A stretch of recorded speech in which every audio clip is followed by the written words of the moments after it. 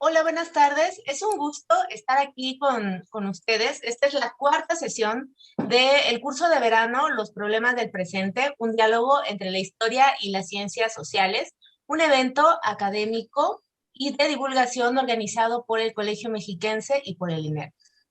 Es importante reiterar aquí, como se ha dicho en las sesiones anteriores, que estamos presentando problemáticas actuales desde la perspectiva de especialistas pues, de distintas disciplinas para un público joven, para especialistas en la enseñanza de la historia y aquellas personas interesadas también y que les guste la historia y también las ciencias sociales. Este también intenta ser pues un diálogo intergeneracional, ¿no? Donde podamos ver opiniones de los jóvenes, también colegas contemporáneos y especialistas consolidados. Y bueno, con mi colega Margarita Vázquez estamos contentas por la respuesta, por el número de inscritos que están aquí y sobre todo, pues también por los trabajos que se han presentado en estos 3 días. Estamos emocionadas, estamos pues muy animadas por todo lo que se ha dicho y les invitamos a quienes se están conectando apenas, pues que vean los canales en YouTube, si es que están, digamos, viendo el en vivo y a los inscritos, bueno, que cumplen con las actividades por fortuna, y eso es algo muy importante a mencionar. La plataforma ya está funcionando. Ingresen, contesten sus preguntas.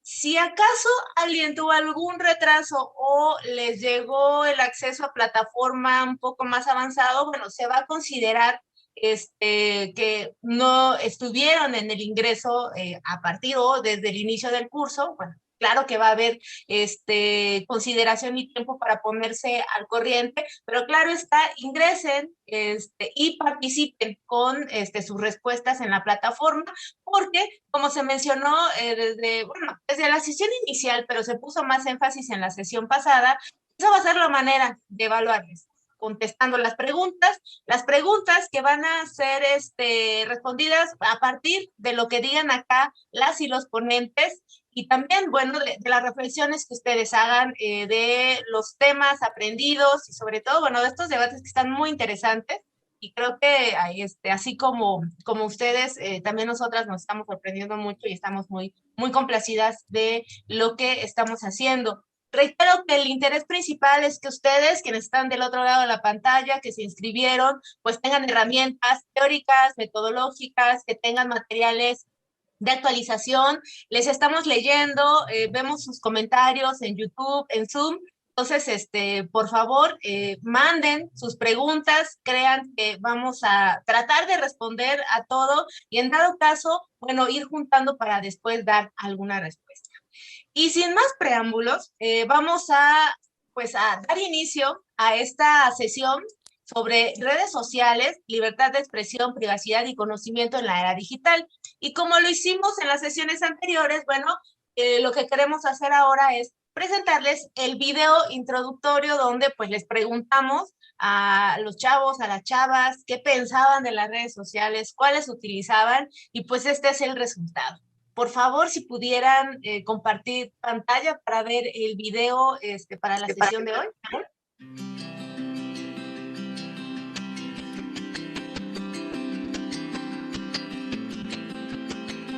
Para mí ha sido parte fundamental para mantenerme en contacto con amigos y familiares que tal vez se encuentren a kilómetros de distancia y que pues desafortunadamente no podemos reunirnos con frecuencia.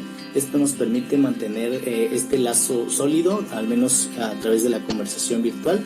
Y bueno, también utilizo las redes sociales para mantenerme informado a través de las páginas oficiales de los medios de comunicación, lo cual se me facilita un poco más que ver la televisión porque a veces no hay tiempo y la radio pues no la consumo mucho. Y el lado positivo de esto es precisamente eso, que se puede acercar esta información, como también se puede dar a conocer mucha información sobre las desaparecidas, sobre sucesos de acoso y violencia que han pasado en la ciudad, y es una manera de acercar más a la gente y que se dé a conocer mucho más rápido y pueda ayudar a los afectados, ¿no? A los afectadas.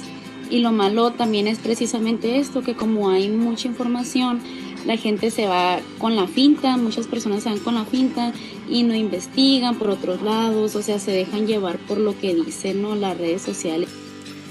Cada una de las redes sociales se utiliza para algo diferente. Las redes sociales que yo más utilizo son Facebook, para mantenerme en contacto con mis amigos, y para entretenerme utilizo mucho TikTok.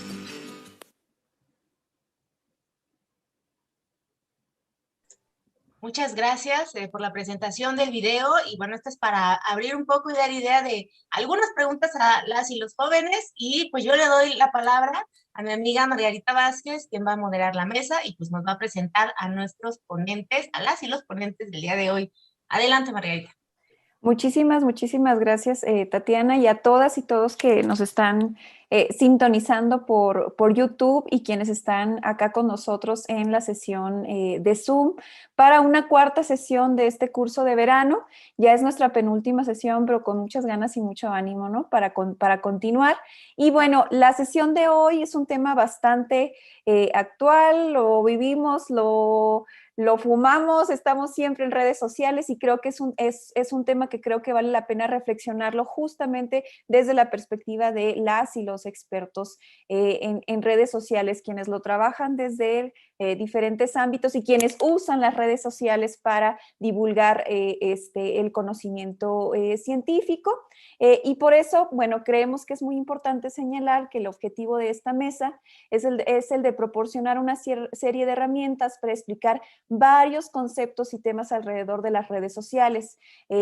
Por un lado, Abraham Trejo nos ofrecerá un acercamiento histórico para reconocer las transformaciones sociales y tecnológicas con el surgimiento de las redes sociales. Por el otro, con la participación de Marcela Amaro, se presentarán elementos para conocer el impacto de su uso en la vida cotidiana y laboral de las personas, atendiendo conceptos como ciudadanías digitales, teletrabajo y privacidad. Finalmente, la sesión ofrecerá dos aspectos contrastantes del uso de las redes sociales: un análisis de los discursos de odio y el uso positivo de estas para difundir el conocimiento científico-social, con la participación también de Abraham Trejo y Leonor Reyes, respectivamente. Bien, pues sin más preámbulos, presento a nuestro primer ponente, Abraham Trejo. Antes y después de las redes sociales, el caso del lenguaje de odio. Voy a hacer una lectura rápida, breve de su currículum: historiador y politólogo interesado en la historia de las migraciones, siglo XX, la historia del sistema político mexicano y las relaciones México-Estados Unidos, siglo XIX y XX, experiencia profesional en la academia y en el sector público. Actualmente es investigador del Seminario sobre Violencia y Paz del Colegio de México y es coordinador del proyecto sobre discursos de odio en la vida política mexicana. Es licenciado en Relaciones Internacionales por la Facultad de Ciencias Políticas y Sociales de la UNAM y maestro y doctor por el Centro de Estudios Históricos del Colegio de México. Ha tenido varias becas, financiamientos a la investigación por parte de CONACYT, la Secretaría de Relaciones Exteriores, la Universidad de Yale, la Unión Europea, y además su tesis doctoral ganó una mención en LASA y no dice en su currículum, pero creo que vale la pena mencionarlo. Pues le doy la palabra a Abraham para que nos hable de este tema interesante, que a veces es hasta incómodo, ¿no? Los discursos de odio en redes sociales. A veces no sabemos qué hacer con ello. Adelante, Abraham. Muchas gracias. Bueno, bienvenidas, bienvenidos todos. Gracias por la presencia, la atención a esta sesión. Muchas gracias a las organizadoras, las doctoras Margarita Vázquez y Tatiana Pérez. También muy contento de compartir este espacio con tan distinguida compañía de Marcela y de Leonor, y abierto también, por supuesto, a las preguntas, reflexiones que se pueden generar de esta sesión. Denme un segundo para compartir mi pantalla. Ahí lo ven, ¿verdad? Entonces me preparo para hablar 15 minutos. Efectivamente, el tema que traigo hoy a la mesa tiene que ver con los discursos de odio en la era digital. ¿Qué hay de nuevo respecto, es decir, qué novedades brinda las plataformas digitales con un tema que tiene bastante calado histórico? Me voy a concentrar. No sé si... ya se movió. Quiero empezar, traje estas dos imágenes que hacen alusión o ponen de manifiesto dos ejemplos de figuras públicas que han advertido de los riesgos del uso de insultos que reciben en redes sociales. Por un lado, no es la primera vez, pero la analista política Denise Dresser hace un mes más o menos escribió una columna sobre las amenazas que ha recibido tanto en el espacio digital, en Twitter en particular, y que se trasladaron al espacio real, digamos. Y por otro, el futbolista Lionel Messi llamando la atención sobre el abuso que reciben deportistas, pero no solo figuras públicas que por el solo hecho de estar en el blanco o estar en la mira del espacio público son objeto de insultos y de insultos principalmente. Frente a este fenómeno, las plataformas digitales han buscado la regulación del contenido y esta moderación o esta regulación de este tipo de contenido ha sido acompañada por el levantamiento de voces que alertan de amenazas a la libertad de expresión. Entonces, para abordar esta tensión entre cómo equilibrar la libertad de expresión, la moderación de contenidos y el no abuso de esta libertad de expresión para que caigan en discursos de odio, preparé esta presentación dividida en estos 4 puntos que intentan responder una serie de preguntas y son de dónde provienen los insultos y los discursos de odio en las plataformas digitales. La segunda es cuál es la novedad de las plataformas digitales, qué mecanismos de moderación existen y cómo pueden mejorarse, y concluyo con una reflexión sobre cuál sería una respuesta legítima a la desinformación y los discursos de odio. Sobre los aspectos negativos de las plataformas digitales. Aquí tenemos una serie de fenómenos que van aparejados con el surgimiento de las redes sociales y tienen que ver con, o las conocemos como las noticias falsas, la desinformación y por supuesto los discursos de odio. Es importante reconocer que a diferencia de lo que se creía en campañas electorales del 2017 en Estados Unidos o del Brexit, sobre las conspiraciones internacionales que mueven hilos dentro de las redes sociales, hay un cambio de paradigma a entender que hay intereses económicos y políticos detrás de estas campañas de desprestigio. De hecho, en la actualidad, echar a andar una campaña de desprestigio es relativamente barato. En el mercado se pueden comprar alrededor de 100,000 seguidores en Twitter por más o menos $1,000. Hay planes de contratación mensual de seguidores en la plataforma Instagram, etcétera, etcétera. Y bien, los costos van elevándose conforme la campaña de desprestigio es un poco, digamos, más compleja, más elaborada. De esta manera pueden regenerarse a través de la compra de seguidores o echar a andar estas campañas de desprestigio, se pueden generar tendencias en redes sociales que tienen la posibilidad de encuadrar el debate público, ¿no? Pueden determinar los puntos clave, las tendencias sobre las que se puede discutir. Estoy hablando potencialmente y hay casos documentados de este fenómeno. Sin embargo, además de estas granjas de bots y estas tendencias generadas de forma artificial, también somos testigos de que usuarios expresan opiniones de descalificación por efecto de este ruido que se genera en redes y que en ocasiones abre la puerta a discursos de odio. Esta pregunta me la hago constantemente cuando veo los insultos y las descalificaciones de qué tanto una plataforma digital está posibilitando este tipo de lenguaje, o en otros términos, cuántas de estas personas que insultan particularmente Twitter, que tiene esta peculiaridad, cuántas de estas personas insultarían a las figuras públicas de la manera en que lo están haciendo en la plataforma digital. Es decir, aquí hay un velo que está permitiendo o está envalentonando, por decirlo así, a los usuarios de usar descalificación e insultos. Sin embargo, como algo a lo que ya no quise detenerme con tanto detalle, pero que sí es importante dimensionar, es que este tipo de fenómenos de insultos, campañas de desprestigio, discursos de odio, preceden al espacio digital. Es decir, estos fenómenos exceden a las plataformas, no es algo nuevo, sin embargo, hay particularidades o características particulares. Para empezar, podemos hablar, y está documentado antes de la era digital, el uso de campañas de desprestigio, por ejemplo, en campañas electorales.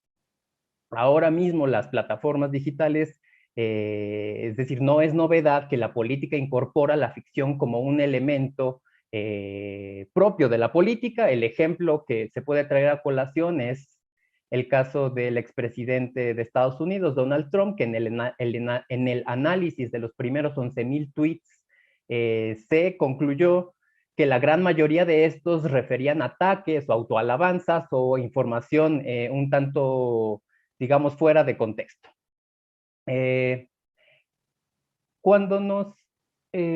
Bueno, aquí rápidamente quiero señalar dos casos a modo de ubicación del discurso de odio en el espacio público como una alarma importante para llamar la atención a la moderación de este tipo de contenido. El caso emblemático es el del Holocausto durante la Segunda Guerra Mundial. Digamos que que va aparejado con, digamos, este holocausto perpetrado por los alemanes, puede entenderse como la culminación, puede entenderse como la culminación del antisemitismo europeo en la segunda mitad del siglo XIX y la primera mitad del siglo XX. Es decir, esta participación desde el poder, básicamente desde el Estado, a través de la prensa y otros medios de comunicación, de usar lenguaje deshumanizante en contra de los judíos, no es, es decir, es un asunto que ha sido bastante documentado. Para quien quiera, hay una bibliografía extensa, el que estoy leyendo ahora, y les recomiendo muchísimo, Enzo Traverso, la modernidad, el final de la modernidad judía. Un caso más reciente que a lo mejor les resuena más por la cercanía del genocidio en Ruanda en 1994, que es la imagen de una serie de Netflix. Si alguien quiere seguir ahondando sobre ese tema, puede ser un buen punto de partida esta serie, en donde también está muy documentado que esta conjunción entre un pésimo liderazgo político y el uso de la radio para difundir el lenguaje deshumanizante en contra de los tutsis que fueron víctimas del genocidio, dan como un caldo de cultivo peligroso que tuvo consecuencias fatales.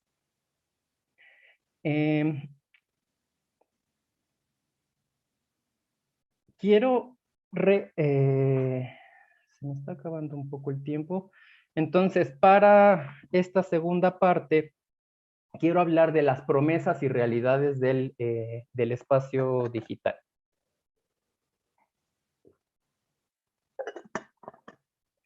Por un lado, es importante como ubicar esta esperanza que había o que hay depositada en el uso de no solamente las plataformas digitales, sino del Internet. Es decir, el Internet pasó de ser una promesa de pluralización de voces en el espacio público a una amenaza capaz de alterar la convivencia digital.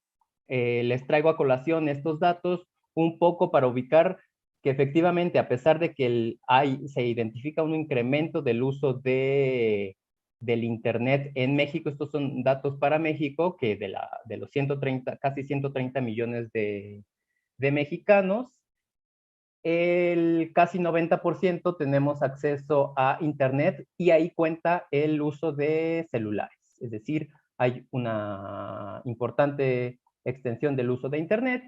Dentro de estos 115 millones de usuarios, 100 de estos hacemos uso cotidiano de redes sociales, siendo las más populares en el rango de edad de 16 a 64 años.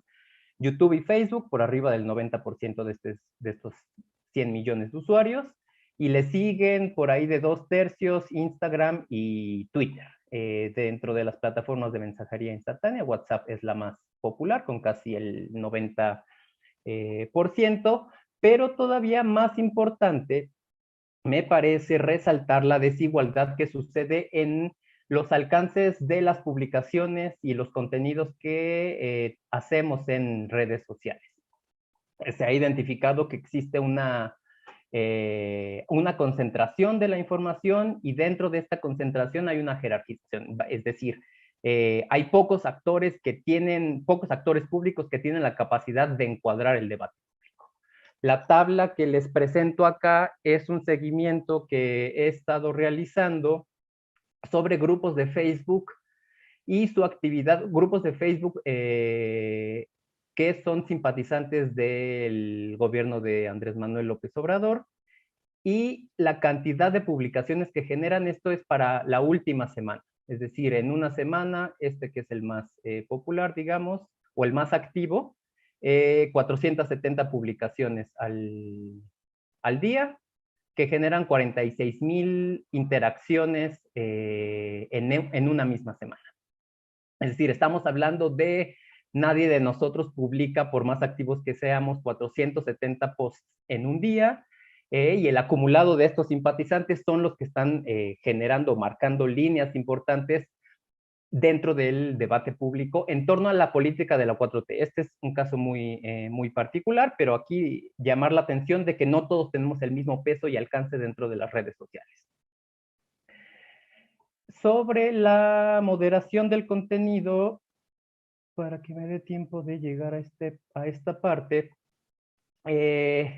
sobre estos riesgos que se alza que se consternan o que se expresan de que la moderación equivale a la mutilación de la libertad de expresión. Aquí lo primero que hay que llamar la atención es que la libertad de expresión en las redes sociales no es absoluta. De hecho, las empresas, Twitter, Facebook, etcétera, ya restringen el contenido dentro de sus plataformas. Cada una tiene sus lineamientos. Por ejemplo, Twitter hace alusión a o le pone énfasis al contenido que incite a la violencia. Facebook, el caso de Facebook,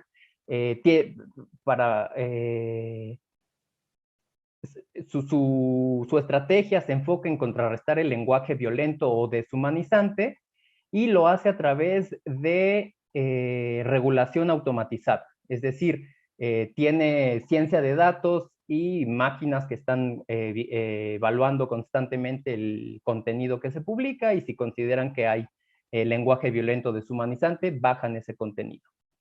Sin embargo, la definición propia de discursos de odio de esta empresa en particular, Facebook, es bastante amplia. Es una que rige a todo el mundo. Hay especificidades culturales, históricas, que no están tomándose en cuenta, y además la ambigüedad de los conceptos se presta a interpretaciones diversas y que en contextos diferentes pueden ser contradictorios. Frente a esto, una posibilidad es,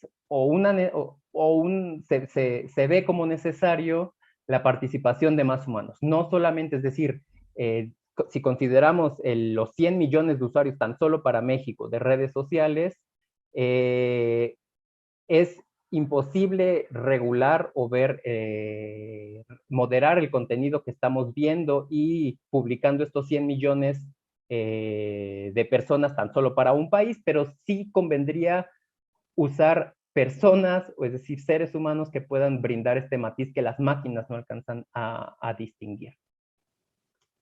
Y lo último, importante aquí hacer énfasis en que los estados no tienen lógicas e intereses distintos al de las compañías. Es decir, la comunidad de internautas que utilizamos Facebook y los intereses que se generan ahí son muy diferentes a las lógicas de una comunidad política regulada dentro de un estado.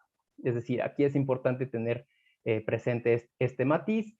Y por ello la necesidad, a lo que llamo la atención, la necesidad de un cambio de paradigma de esta autorregulación que tienen, en el que estamos ahora, donde las propias empresas dicen qué se regula y de qué manera, a una regulación compartida donde participe tanto el Estado, la sociedad civil, como centros universitarios, y que se establezcan normas, medidas que estén en consonancia y respeto a la libertad de expresión, y de la misma manera que se puedan garantizar dentro de estos mecanismos o dentro de estos recursos de apelación y de revisión a los casos que se van evaluando. Por ahora lo dejo aquí y muchas gracias. Muchas gracias, Abraham, por, digamos, iniciar con este tema que a veces es como medio escabroso y a veces no sabemos cómo tratar, ¿no? El asunto de este asunto de los bots y estos discursos. Me parece muy, muy, muy interesante. Bueno, vamos a pasar a la siguiente presentación a cargo de Marcela Amaro Rosales, uso e impacto de las redes sociales en la actualidad. Voy a leer una síntesis curricular de Marcela. Investigadora de tiempo completo del Instituto de Investigaciones Sociales de la UNAM, doctora en Ciencias Sociales con especialidad en Economía y Gestión de la Innovación. Fue presidenta de la Red de Investigación y Docencia en Innovación Tecnológica y funge como consejera científica del área de Economía de la Comisión Intersecretarial de Bioseguridad de los Organismos Genéticamente Modificados, coordinadora del Seminario de Estudios Interdisciplinarios sobre Ciencia, Tecnología e Innovación y del Seminario de Economía y Administración de la Ciencia y la Tecnología. Sus temas de investigación son los sectores emergentes, la transferencia tecnológica y el aprendizaje, la innovación inclusiva e instituciones y las políticas públicas de ciencia, tecnología e innovación. Pertenece al Sistema Nacional de Investigadores en el nivel 1. Te cedemos la palabra, Marcela. Muchísimas gracias por aceptar la invitación de estar acá con nosotros. Hola, buenas tardes, muchas gracias. Bueno, primero que nada, quisiera agradecerles a la doctora Margarita Vázquez y a la doctora Tatiana Pérez la invitación y saludar a Leonor y a Abraham. Hola, espero que estén muy bien. Es un gusto también compartir la mesa con ustedes y bueno, bienvenidas todas y todos. Yo al final hice un pequeño cambio al título de mi presentación, pero bueno, la idea sigue siendo la misma. Déjenme nada más ver que ya se está compartiendo. Sí, ¿verdad? Perfecto. Ok, entonces déjenme ponerlo.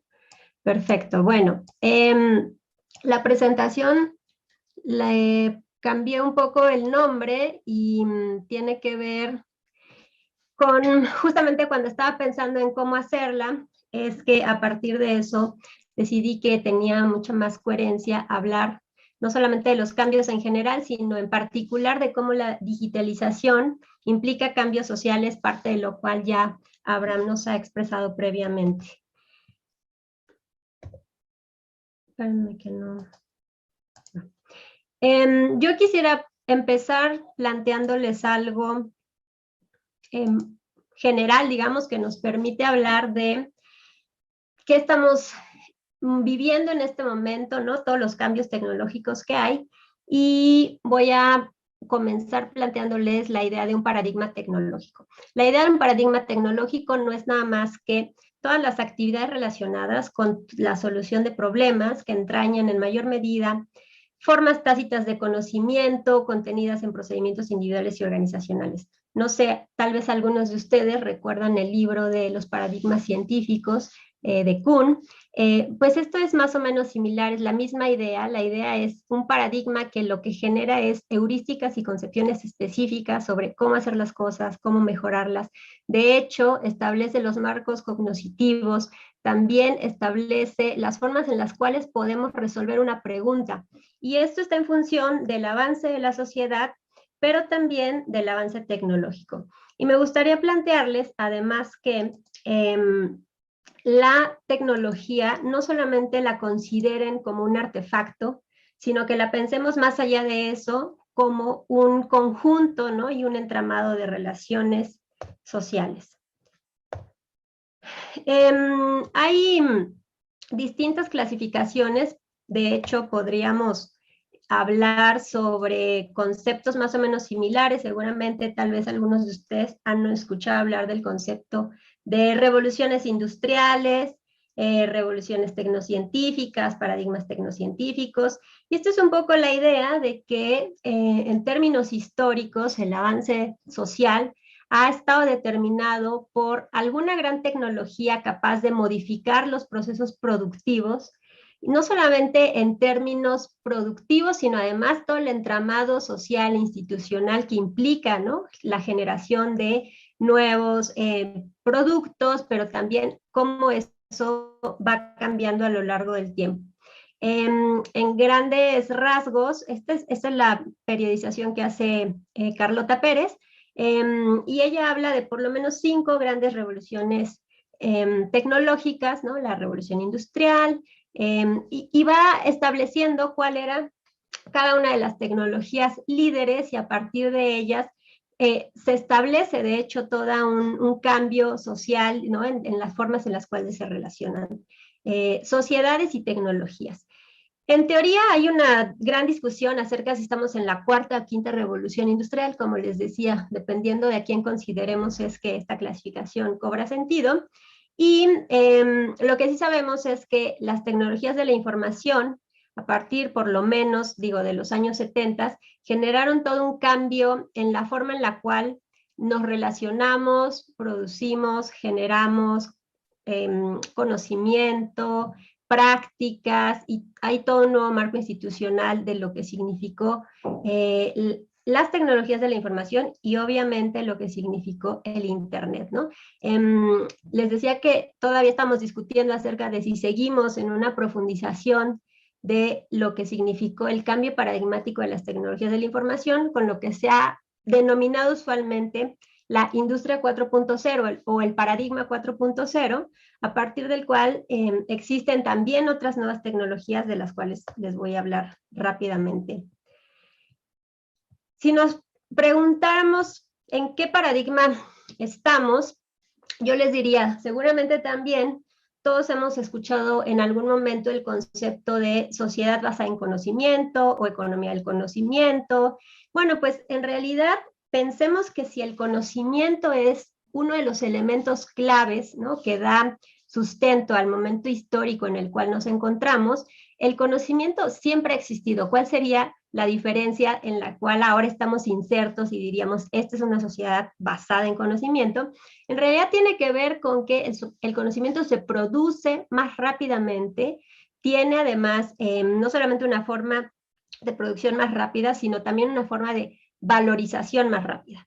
A mí me encanta hablar sobre el conocimiento porque en realidad es uno de los únicos bienes que no se, si lo pensáramos como un producto, es un producto que no se desgasta con su uso. En realidad necesitamos un stock de conocimiento para generar más conocimiento y ese conocimiento genera todavía más conocimiento. Entonces, pensemos que si el conocimiento es una de las unidades básicas del momento histórico en el que nos encontramos, ¿en qué se ve materializado? Y aquí es hacia donde me quiero dirigir. La idea en la que se ve materializada es que estamos probablemente en una nueva revolución industrial, como les decía anteriormente, la industria 4.0, que está comandada por un proceso muy particular, que es el proceso de digitalización. ¿Y qué es la digitalización y en qué está basada? Pues en el proceso de la generación de datos. ¿Y qué es un dato? Pues muy sintéticamente, un dato es la representación simbólica, ya sea numérica, alfabética, algorítmica, espacial, etcétera, de un atributo o variable cuantitativa o cualitativa. Entonces, las bases de datos, de las cuales también seguramente ustedes han escuchado hablar, se conjuntan de datos ordenados, ¿no? Entonces, todo el tiempo escuchamos hablar de datos y datos y datos, pero bueno, este proceso de digitalización, en realidad, lo que les quiero plantear es que es cada vez más intensa, tanto en la esfera productiva como en la esfera social. De hecho, se habla de un proceso de digitalización productiva y también de un proceso de digitalización social. Este es un proceso de difusión de tecnologías que implica este cambio disruptivo que ha modificado nuestras formas de enlazarnos, comunicarnos y relacionarlos, como ya lo planteó Abraham. Es un cambio también cuantitativo en nuestro número de interacciones y cualitativo en nuestro tipo de interacciones. En realidad, si ustedes piensan, todo el tiempo estamos conectados efectivamente con mucha gente a través de WhatsApp, de Facebook, de Messenger, de Twitter, pero también el tipo de interacciones que tenemos ha cambiado, ¿no? La forma de relacionarnos a través de, por ejemplo, si pensamos en plataformas de tipo donde se establecen relaciones amorosas o de amistad, o para salir o para compartir contenido. Esto ha sido gracias a todas las modificaciones en los dispositivos tecnológicos, al avance digital, internet, computadoras, inteligencia artificial, big data, algoritmos. Entonces, hay 3 elementos fundamentales en el proceso de digitalización. Los artefactos digitales, que son todos los componentes y las aplicaciones, tanto software como hardware, e independientes del dispositivo físico, las plataformas digitales, que son conjuntos de servicios compartidos, y la infraestructura digital, que son los facilitadores de todo este proceso sociotécnico.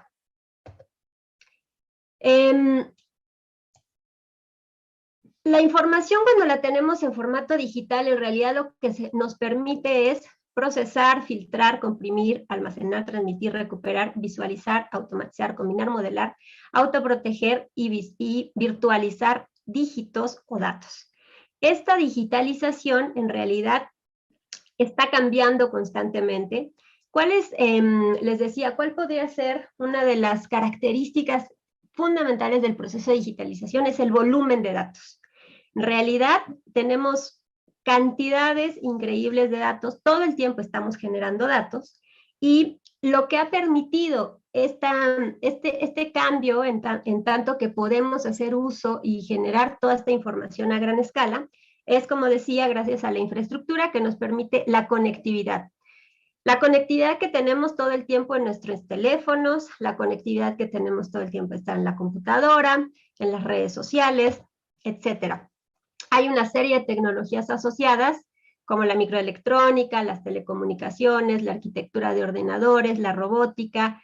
En realidad, el cambio cualitativo que ha significado la digitalización es que todas estas tecnologías están conectadas y se han concentrado como un ecosistema digital en el cual hay una combinación de artefactos tecnológicos, pero que cada vez están más inmersos en la forma en la cual los seres humanos estamos en contacto con ellos también, comunicando nuestra información.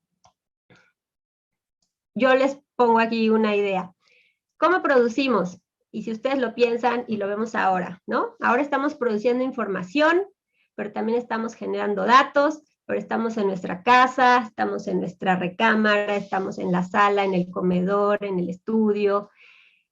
Hay una conectividad que implica que todo el tiempo estamos mandando información. De hecho, a través de la transmisión que tenemos ahora en YouTube, se están generando datos, ¿no? Que después serán usados para saber cuántas visualizaciones tuvo, cuál fue el impacto, y será información que utilizará, por ejemplo, Margarita y Tatiana para saber el impacto que tuvo el curso y cuánta gente se conectó y dónde, etcétera. ¿Cómo producimos? También ha cambiado la forma en la que producimos. Si ustedes utilizan un auto, en realidad, a veces el auto, de hecho, todas las innovaciones alrededor de los automóviles en los últimos tiempos ya no están en la movilidad, sino en la conectividad. La idea es que el auto esté conectado a un sinfín de devices, ¿no? de infraestructura, de forma que pueda comunicarse de forma más rápida y ágil y puede estar transmitiendo información. ¿Y cómo consumimos? Bueno, el gran ejemplo ha sido ahora en la pandemia, ¿no? Donde las ventas a través de plataformas digitales estilo Mercado Libre o Amazon crecieron de forma incomparable a lo que había sucedido en los últimos años. Y esto tiene que ver con el hecho de que en todos los procesos, si se dan cuenta, estamos consumiendo, produciendo información, o sea, datos a gran escala, que es lo que se conoce como Big Data. Un poco retomando rápidamente también lo que mencionaba Abraham, y yo solo quiero destacar algunas cosas. Primero, que México es el segundo país con más usuarios de redes sociales. Esto es súper interesante porque 9 de cada 10 internautas acceden a una red social cuando se conectan a una computadora o a un teléfono. Tenemos una gran cantidad de gente, de hecho, mucha gente después de YouTube, Facebook, efectivamente, Instagram, LinkedIn y Twitter son las redes que más información y usuarios están generando, ¿no? A través de la participación y comunicación que existe ahí. Bueno, esto es interesante y lo quería plantear porque cuando nosotros pensamos, el proceso de digitalización pareciese algo lejano, pero no, en realidad estamos inmiscuidos todo el tiempo que estamos conectados a un dispositivo como nuestro celular o la computadora. Por eso es tan importante pensar en la gobernanza digital. ¿Y qué es la gobernanza digital? Pues yo se las planteo, si pensamos simplemente en el concepto de gobernanza, entendida como todas estas normas, reglas y pautas que interaccionan en el marco de redes de actores públicos, privados y sociales, para el caso de la gobernanza digital, la definimos aquí como la forma en que se organiza y coordina la producción, recopilación y procesamiento de los datos compilados a través de diversos mecanismos públicos y privados. ¿Qué significa esto? Pues la forma en la cual se gestiona el proceso de administración de la generación, recopilación, manejo, almacenaje, procesamiento, interpretación y propiedad de los datos. ¿Por qué es importante pensar en la gobernanza digital? Bueno, primero porque todos y cada uno de nosotros estamos inmiscuidos en el proceso de generación de datos e información y por lo tanto es importante que sepamos qué es lo que está sucediendo con todo ese volumen de datos que, como les decía, en cada momento estamos generando. Hay distintas propuestas de cómo debería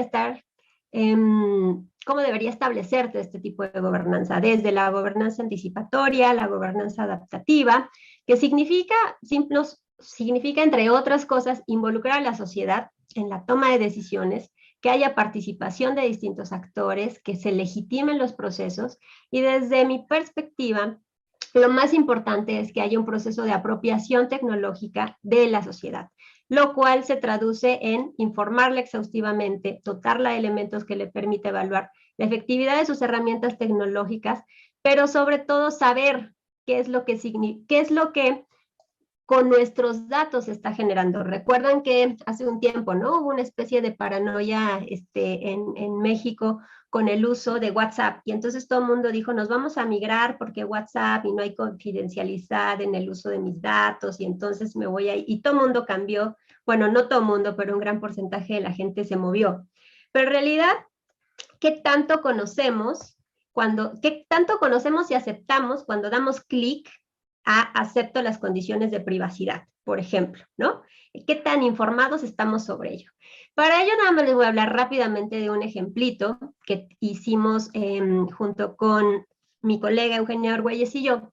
Es un trabajo que está por publicarse, sobre el código QR COVID-19 Ciudad de México. Seguramente la gente que vive en la Ciudad de México y en algunos otros estados de México y en otros países se han aplicado este tipo de códigos QR en la entrada de las tiendas.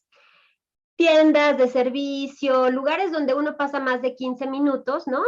De tal manera que si es un sistema que trata de rastrear, monitorear y vigilar casos de COVID para ser informadas a la población una vez que es localizado uno de ellos. O sea, si tú compartiste el mismo espacio con alguien que después, a través del CISBER, que es el sistema de monitoreo epidemiológico, fue identificado como un caso positivo, te avisan, ¿no? Inmediatamente usted estuvo en tal lugar y a partir de ahí te sugieren permanecer en aislamiento. Bueno, es interesante porque la puesta en marcha de este tipo de herramientas, aplicamos nosotros durante este año y el año pasado un sondeo a población abierta, y sobre todo nos interesaba saber si la gente conocía, ¿no?, las normas de privacidad, si sabía qué sucedía con la transparencia en el uso de los datos y la confianza en el uso de los datos. Y lo que nos dimos cuenta es que la mayoría de la gente no conoce las normas de privacidad, ¿no?, en el uso de este tipo de tecnologías.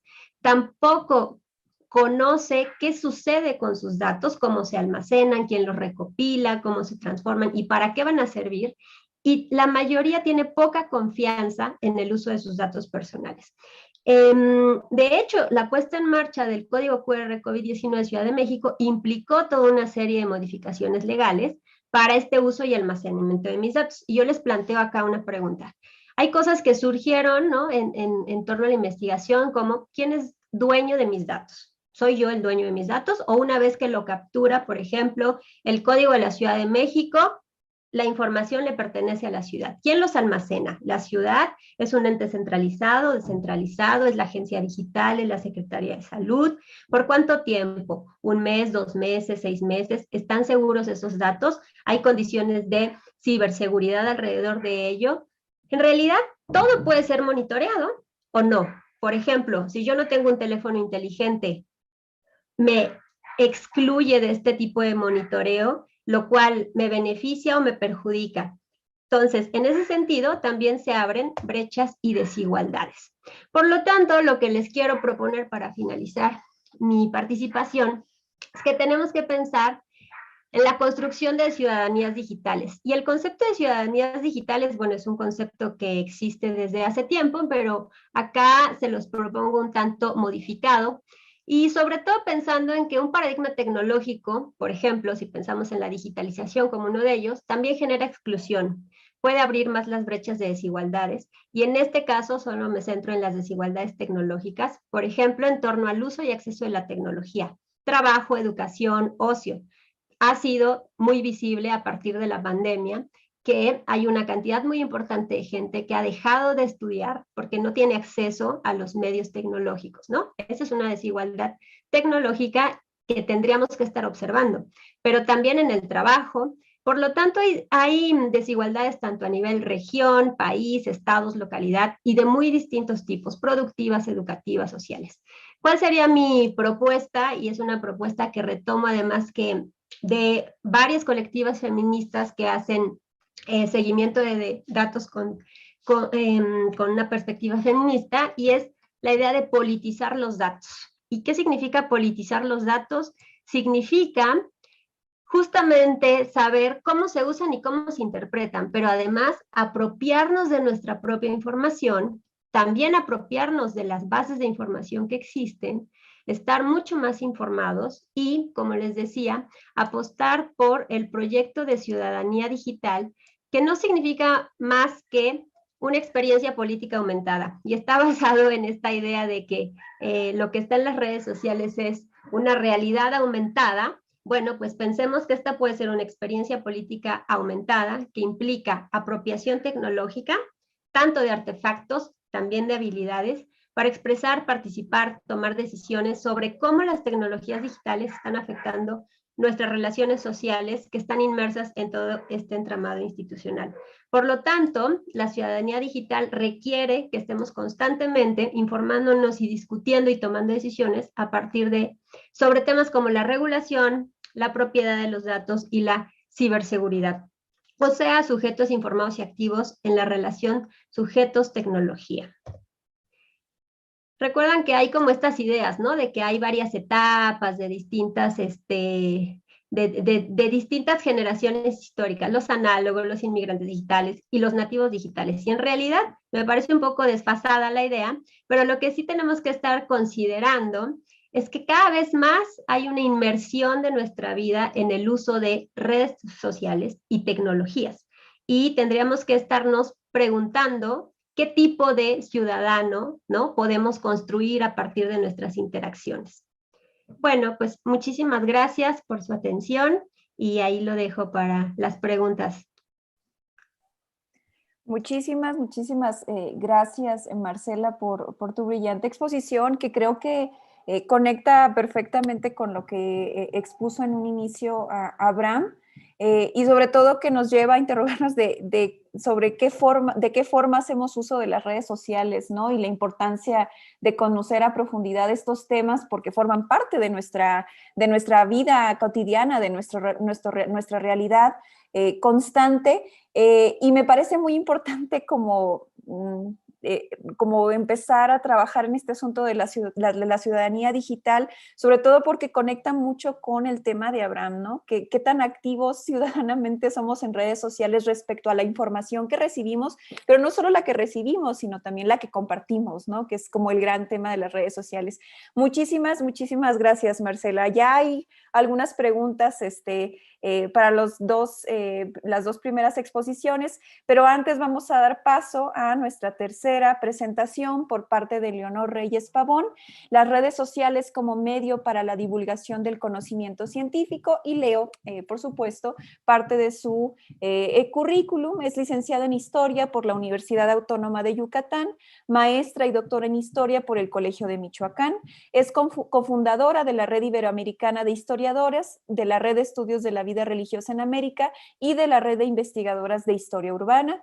Ha impartido cursos sobre historia urbana y urbanismo en la investigación histórica y sobre la divulgación de la historia. En el último ha participado en la organización de más de 30 eventos académicos en línea, se ha ocupado de crear el espacio Hablemos de Tesis, en el que busca contribuir al conocimiento y difusión de los trabajos de investigación de las historiadoras. Sus publicaciones más recientes son Reacciones en la prensa yucateca ante la expulsión de las Hermanas de la Caridad, y la Congregación de las Hijas de la Caridad en Mérida en el siglo XIX, Fundación, Instituciones y Prácticas. Y creo que las historiadoras nos hemos como recargado mucho en el trabajo de Leonor en su Red Iberoamericana de Historiadoras. Varias presentamos nuestras tesis ahí. Creo que es un muy buen espacio y un buen momento para escuchar a Leonor hablar de cómo las redes sociales pueden ser un elemento positivo para difundir el conocimiento histórico. Adelante, Leonor.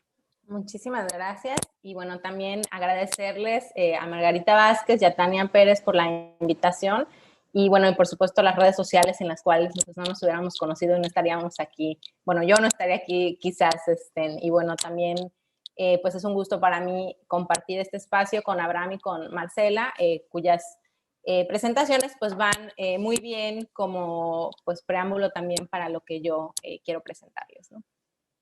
Entonces, permítanme un segundito, voy a compartir la pantalla. A ver.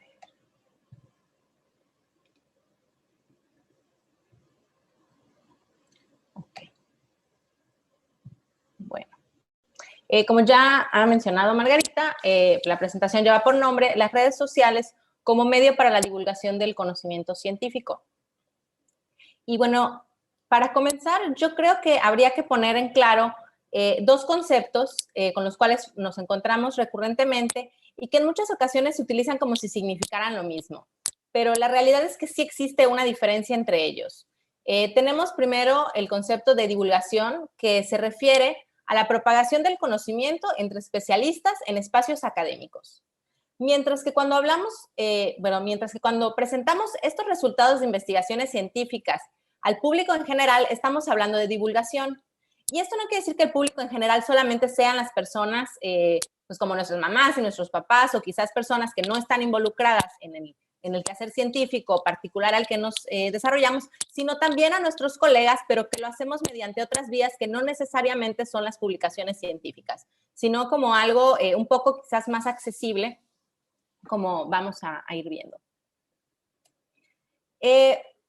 También hay que mencionar que hasta hace algunos años era poco lo que se hacía en cuanto a divulgación. Y sobre todo se hacía por medio de los medios masivos de comunicación, es decir, el periódico, la radio, el cine y televisión.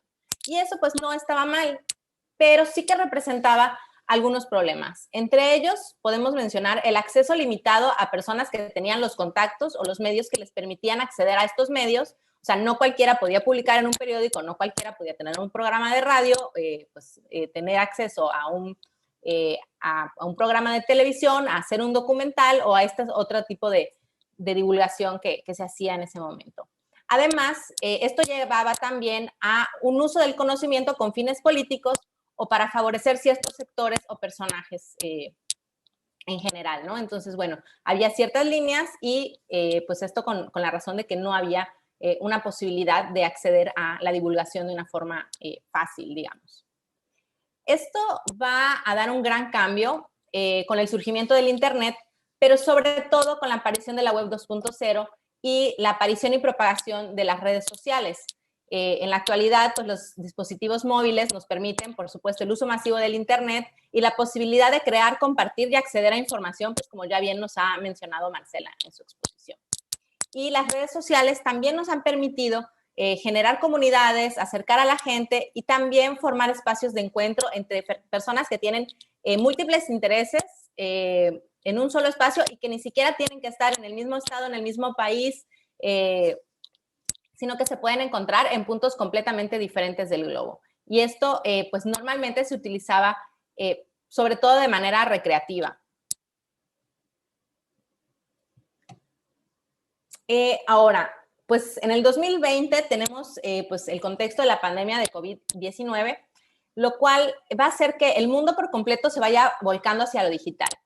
Tenemos de entrada que empieza la educación y el trabajo a distancia, pues de una manera, pues quizás no muy ordenada ni muy sencilla, pero pues sí bastante generalizada pues en muchos lugares. Y las plataformas que antes funcionaban como estos puntos de encuentro para diferentes grupos, pero sin fines académicos o de difusión o de divulgación, pues empiecen a utilizar para ello. Y bueno, aunque ya había propuestas desde años atrás que se enfocaban en la divulgación, era quizás no tan masivo como se ha vuelto en el último año, que bueno, se ha multiplicado exponencialmente.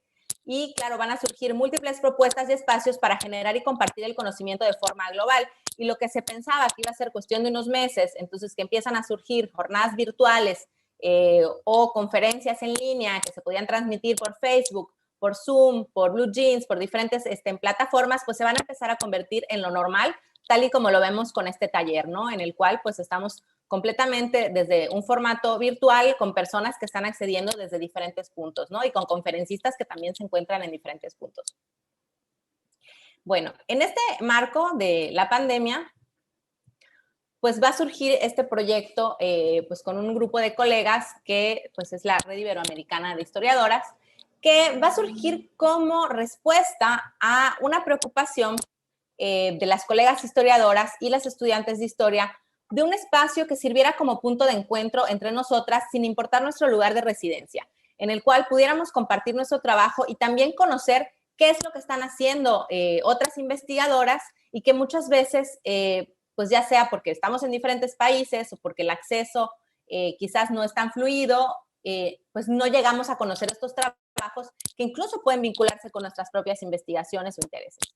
Entonces surge este espacio como un grupo de Facebook a partir de una conferencia en la que invitan a participar, bueno, me invitan a mí, invitan a Andrea Guerrero y a Isabel Juárez, y bueno, se incorpora también como administradora del grupo Tania Mesa, que es la que, bueno, en realidad crea el grupo de Facebook a partir de esta conferencia en la que estábamos hablando del trabajo de las historiadoras en general, ¿no? Y bueno, surgen estas inquietudes, se crea el grupo de Facebook y al final pues nos toca establecer, bueno, ¿qué vamos a hacer con este grupo?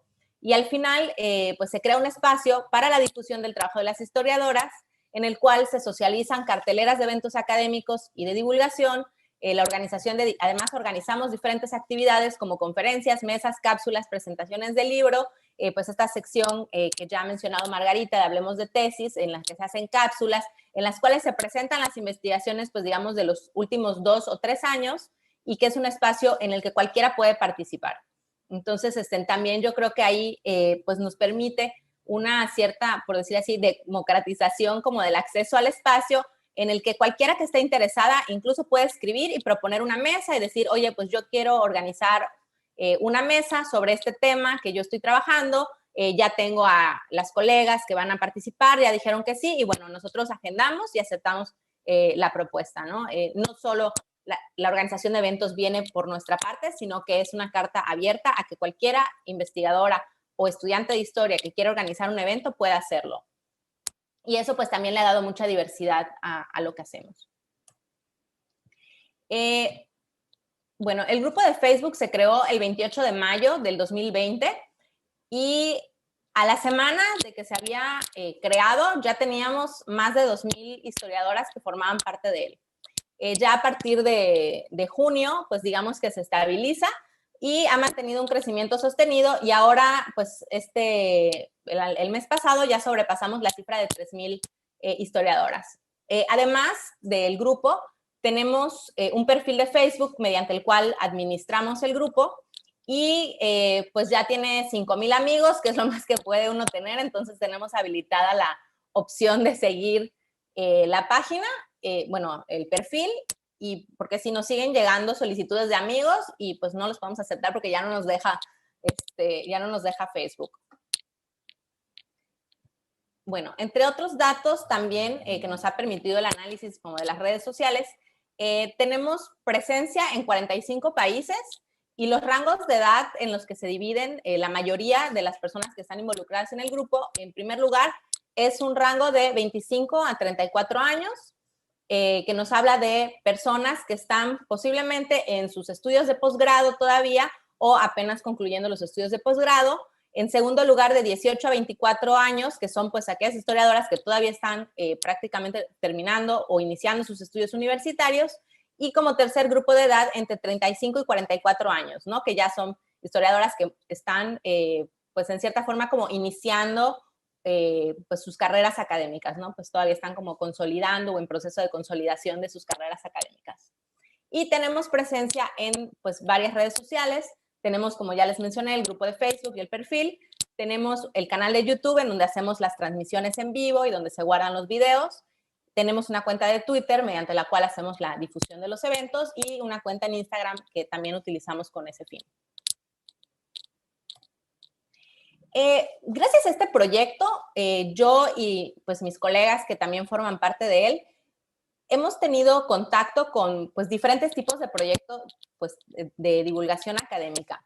Además que administrar las redes sociales y generar los espacios para las actividades de divulgación nos dio paso a procesos de aprendizaje de distintos tipos, ¿no? Desde aprender a utilizar algo muy sencillo como Canva para hacer un cartel, hasta definir qué plataformas íbamos a utilizar para transmitir, y bueno, cómo se iba a contactar y cómo se iba a administrar y cómo se iba a reglamentar el uso del grupo. Y pues un montón de cosas que nosotros pues nunca habíamos hecho y que al final de cuentas pues tuvimos que ir aprendiendo sobre la marcha.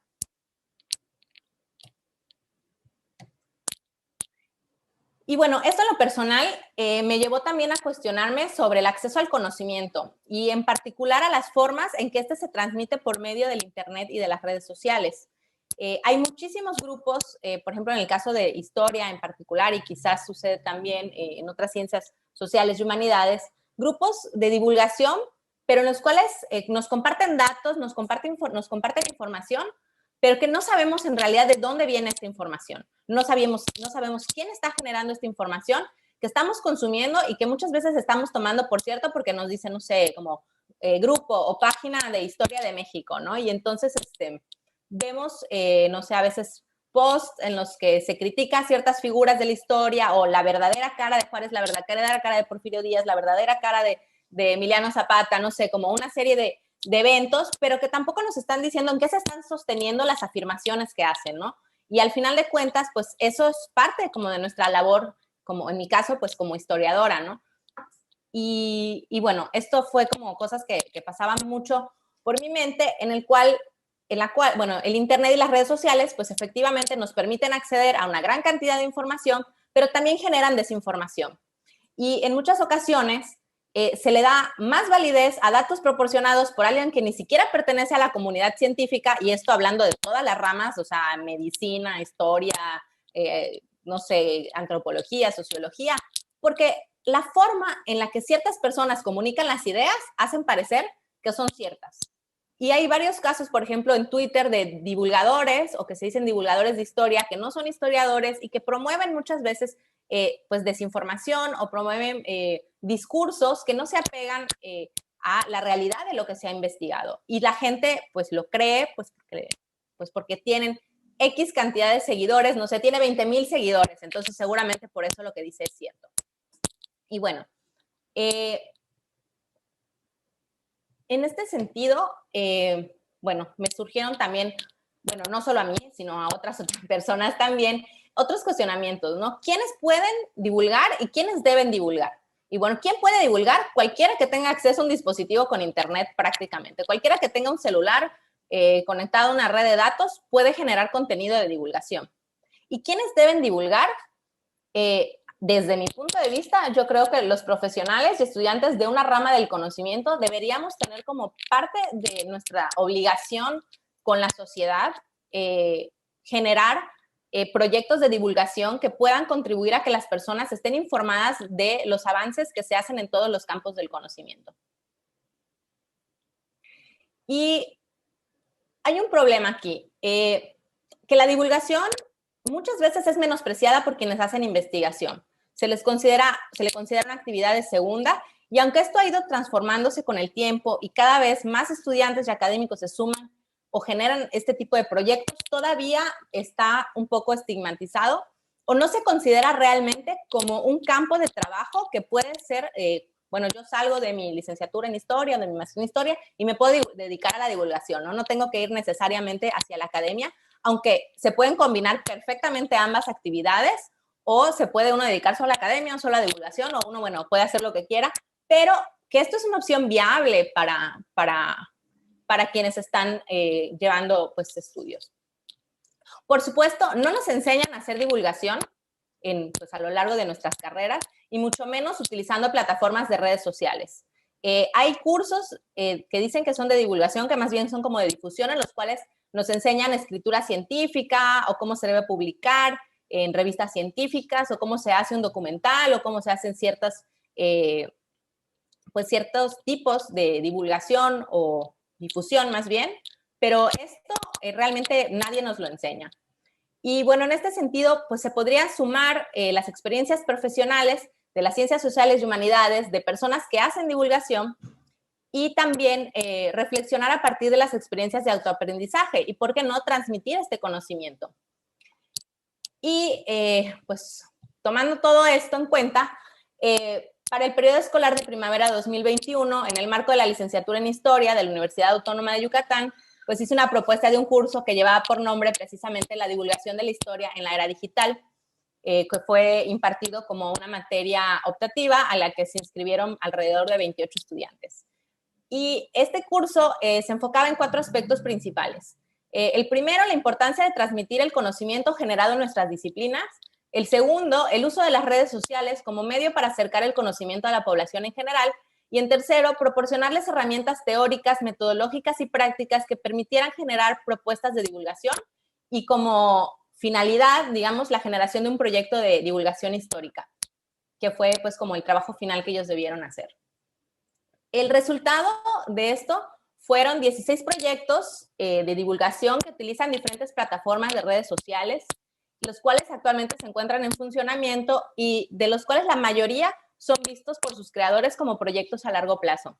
Entonces, pues yo para terminar mi participación, quisiera señalar que esto es un aspecto que ha estado muy descuidado, que yo creo que los jóvenes, sobre todo quienes están actualmente estudiando, tienen muchas ideas, tienen muchas de las herramientas a la mano y la disposición para hacerlo, y yo creo que haciendo, pues no sé, tratando de vincularlos a estas actividades o guiándolos, pueden hacer propuestas muy interesantes que a largo plazo incluso pueden generar que ellos puedan autogestionar su propio campo laboral. Y bueno, eso pues sería por mi parte y muchas gracias. Muchísimas gracias, Leonor, por esta alentadora participación respecto al uso de las redes sociales para divulgar el conocimiento histórico en este caso, pero bueno, podemos extenderlo al conocimiento científico en general. Y me encanta porque tocas un tema muy importante que tiene que ver con la docencia, ¿no? Con tu experiencia en este curso que impartiste, y que creo que le debe hacer mucho sentido a algunos de nuestros participantes que son profesores, que enseñan historia o que enseñan a alguna otra disciplina de las ciencias sociales, que pueden haber otras herramientas que pueden de alguna manera incentivar a sus estudiantes para que no solo, digamos, entreguen un trabajo escolar, sino que también que hay formas, ¿no? Laborales no... digamos que no siguen como la línea como clásica, por así decirlo, ¿no? Del desempeño, en este caso de las y los historiadores, y que pueden rendir frutos, ¿no? En este caso, yo pensaba mucho en los podcasts, ¿no? No solo también lo que tiene que ver con Facebook, Twitter y demás, sino también como el gran auge que tienen los podcasts, y que son una herramienta como muy interesante, que además conecta con ese viejo medio de comunicación que es la radio, ¿no? ¿no? Como que hay un vínculo interesante al respecto y déjenme decirles que hay bastantes preguntas para ustedes y creo que tiene que ver mucho con el tema. Especies como de temores con la cuestión de la privacidad, ¿no? Y cuestiones que creo que salen a la luz al momento de escucharlos a Abraham, Marcela y también Leonor. Entonces voy a hacer, digamos, dos momentos de preguntas porque son algunas y creo que vale la pena rescatarlas y creo que además tenemos tiempo porque se adhirieron muy bien a los 15 minutos y eso nos permite pues generar un diálogo con nuestros estudiantes y bueno, permítanme, déjenme abrir mi archivo donde guardé todo. Hay bastantes preguntas desde YouTube, están bastante activos nuestros visualizadores en YouTube.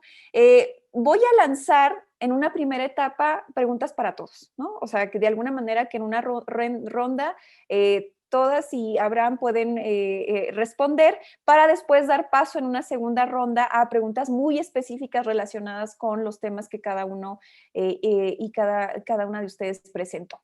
Bueno, en cuanto a preguntas generales, van acá 3 y extiendo otra conectando con lo que acaba de presentar Leonor. Dice José Raúl González Rendón desde YouTube, ¿las redes sociales son un espacio privilegiado para ciertas clases sociales? Pregunta. También, ¿por qué influyen más que los medios de comunicación tradicionales? ¿La sociedad está preparada para los retos y desafíos que implica el uso de las redes sociales? Esa es, digamos, esa como bonche de preguntas que José expresa, pero que están conectadas y que sería interesante escuchar sus respuestas. Y una última pregunta general. Relacionado con la exposición de Leonor y las reflexiones finales que ella realizaba, pero creo que vale la pena que los 3 nos den sus reflexiones o sus respuestas a esta pregunta. De Kevin Erives, desde Zoom, un estudiante, ¿consideran que debería de haber un diálogo entre divulgadores masivos que no son académicos con los académicos que son más rigurosos, pero llegan a un público menor?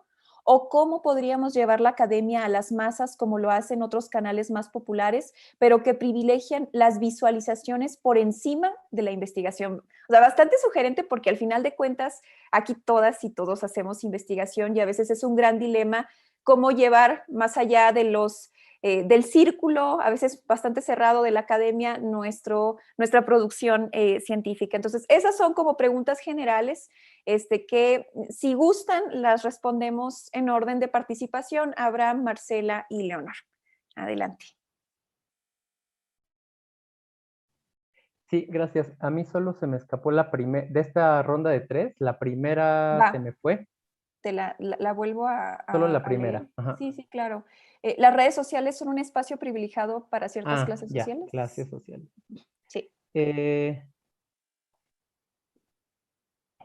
Yo creo que más, un poco para buscar redondear las 3, la última, creo que es el reto en el que estamos todos inmersos de una u otra manera y estos espacios pueden ayudarnos a hacer traducción de lo que estamos investigando y generando desde la academia para tener espacios públicos más amplios. De esta ronda de 3 puedo empezar de atrás para adelante. Estamos preparados. Yo diría, y lo pienso en términos, digamos, de la pandemia. Estábamos preparados para la pandemia. De alguna manera había una infraestructura, es decir, no se parte de cero. Hay experiencias históricas, hay instituciones y hay de alguna manera organización social en torno a es decir, que precede la forma en que estamos interactuando en las plataformas digitales. Y la pregunta más que si estamos preparados es cómo nos preparamos para regular o para moderar estos contenidos de la manera más horizontal posible.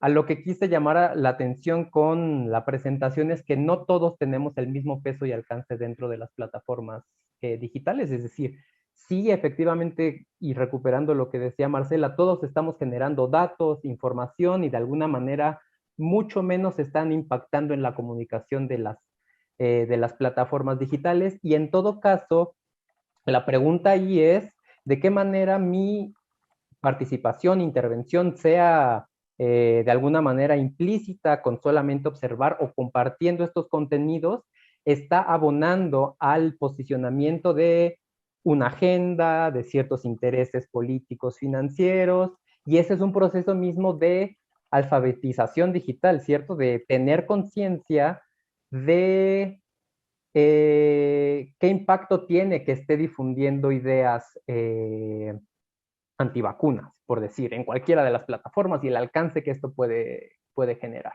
O apoyando con verdades a medias a partidos políticos, ¿no? Es decir, viendo información sesgada solo porque soy simpatizante, pero en realidad hay gente que está haciendo ganancias económicas y por supuesto políticas por posicionarse en plataformas digitales. Yo creo que más bien mi llamado es a ponerle pausa, hacer una radiografía de dónde estamos parados y a partir de ahí construir para horizontalizar el uso de plataformas digitales, teniendo en cuenta que somos muy desiguales en las plataformas. Dicho esto, el uso de, sí, esta relación entre uso de redes sociales y las clases sociales tiene mucho que ver con cómo cada quien las está apropiando. Tenemos que ser conscientes que cuando abrimos plataformas digitales pertenecemos a ciertas cámaras de eco. Yo conocí la red de historiadoras, fabulosa iniciativa, justo porque la gente a la que sigo y la que está participando en todas estas, en las redes que estoy activo, le están dando like, las están compartiendo, pero no alcanzo a ver otras cámaras de eco donde está estos, digamos, una categoría para utilizar una categoría, estos superdifusores de ideas de desinformación, de discursos de odio a los que estoy llegando por otros lados, que es a partir de la investigación. Entonces, en esta relación de clases sociales, uso de redes, yo creo que la participación en plataformas, y lo vemos, decía Marcela, somos el número 2 de uso de plataformas, de Facebook, muy importante en el país, pero me parece que este uso está segmentado no solamente por clases sociales, por profesión, actividades, etcétera, y ahí ya se pueden identificar particularidades de cada uno de estos subgrupos.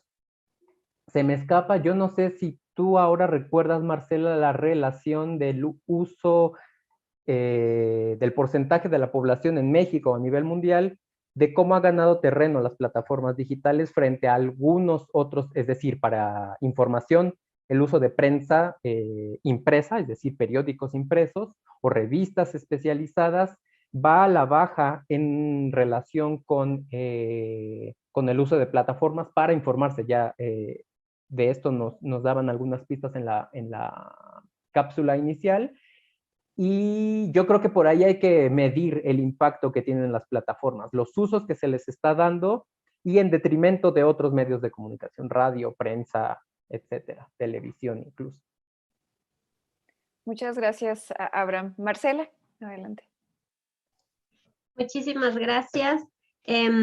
A ver, a las preguntas que hizo José Raúl, si no mal recuerdo su nombre, creo que son súper interesantes y nos plantea un montón de perspectivas y de cosas. Primero, a esto de si las redes sociales son un espacio privilegiado para ciertas clases sociales, yo diría que son un espacio, sí, para ciertas clases sociales, sí, no sé si privilegiado, pero tiene que ver con esto que hablamos, ¿no? Acerca de quiénes podemos acceder, cómo accedemos, cómo hacemos uso, porque finalmente acceder a una red social implica tener el dispositivo tecnológico, implica tener conectividad, implica saber usarlo, ¿no? O sea, muchas veces, por ejemplo, ese es un tema, si estamos en una comunidad alejada. Hay grandes diferencias en este país todavía entre las zonas urbanas y las zonas rurales. Una zona urbana, de hecho, dentro de las propias zonas urbanas existen diferencias, ¿no? Muchas veces podemos vivir no en una zona tan céntrica urbana, tener problemas de conectividad frecuentemente, como a varios de nosotros nos sucede. Y otra cosa es que sepamos hacer uso de ello. Entonces, implica conocimientos, habilidades previas. Por ejemplo, también la finalidad que tiene cada red social. De hecho, cuando uno lo piensa, yo no sé ustedes, pero por ejemplo, en mi propia experiencia, mi red social de Facebook pasó de ser mi red con mis amigos de la secundaria, la preparatoria, la universidad, a ser mi red ahora de divulgación, ¿no? De mis actividades profesionales. Por ejemplo, Twitter, por las propias características que tiene, se vuelve una especie de lugar donde va lanzando información rápida, ideas cortas. De hecho, es bien interesante ahora que decía esto, Abraham, pero había varios estudios donde se hace esta crítica acerca de que los jóvenes y los jóvenes adultos ya no leen notas de periódico completas, leen solo encabezados, ¿no? Entonces, y esto tiene que ver con que justamente la gente está scrolleando todo el tiempo su pantalla, va pasando, ¿no? Y solo va leyendo títulos, y se va quedando en donde le interesa algo, ¿no? Pero en realidad estamos todo el tiempo sujetos a una exposición de información, ¿no? Brutal. No quiere decir que a partir de esa información tengamos mayor conocimiento, ¿eh? Ojo, quiere decir que hay información disponible, pero esa información disponible, en realidad no tenemos elementos para poder muchas veces discernir entre cuál es la información real, cuál es una fake news, cuál es, o sea, ¿no? En realidad todo es, estamos todo el tiempo inmersos en, pero lo que me mandaron, efectivamente, como decía Leonor, bueno, porque tiene un número de seguidores, le voy a dar cierta categoría de veracidad a una información, o empiezo a dudar si ¿qué me da el elemento? Si quien lo está publicando es alguien que supongo que tiene algún grado de certificación, validación, ¿en qué? ¿No? Pero todo el tiempo estamos así. En realidad, cuando uno lee, cuando uno mismo escucha, por ejemplo, una estación de radio y un programa, en realidad lo haces porque también tienes cierta afiliación, ¿no? Con lo que están presentando a partir de esa filtración de la información. Entonces yo diría que es un espacio que va generando pequeñas células y grupos, ¿no? Como todo, nosotros además seguimos a la gente. Esto es muy interesante, ojalá hicieran el ejercicio, yo lo trato de hacer, de que usualmente en las redes sociales le damos like o seguimos a la gente con la cual pensamos similar o parecido, ¿no? Y entonces claro, lo que estamos leyendo todo el tiempo del otro es lo que refuerza mis creencias y mis ideas. Entonces, un ejercicio que ustedes pueden hacer para tratar de informarse, digamos, si no de una manera más neutra, pero sí, digamos, más amplia, es también seguir a gente con la cual no coinciden en nada. Ya sé que probablemente les va a hacer pegar ahí 2 que 3 enojos, pero es una forma de estar contrarrestando, ¿no? Y darse cuenta de que no todo es de un color o de otro color. Entonces yo diría que es un espacio que nos permite eso, pero que definitivamente tiene barreras de entrada. Como les decía, desde lograr la conectividad hasta tener el instrumento, hasta saber cómo usarlo y qué queremos hacer con él, ¿no? O sea, yo puedo tener una red social, pero nunca usarla, nunca difundir nada, nunca decir nada, y así hay mucha gente, ¿no? Que las tiene y nada más va observando. ¿Por qué influyen tanto las redes sociales? A mí me parece que las redes también influyen en ciertos grupos, influyen en grupos además que son ruidosos, y influyen en grupos que tienen la capacidad también de organizarse para ciertas cosas, ¿no? O sea, a partir de ahí se pueden organizar.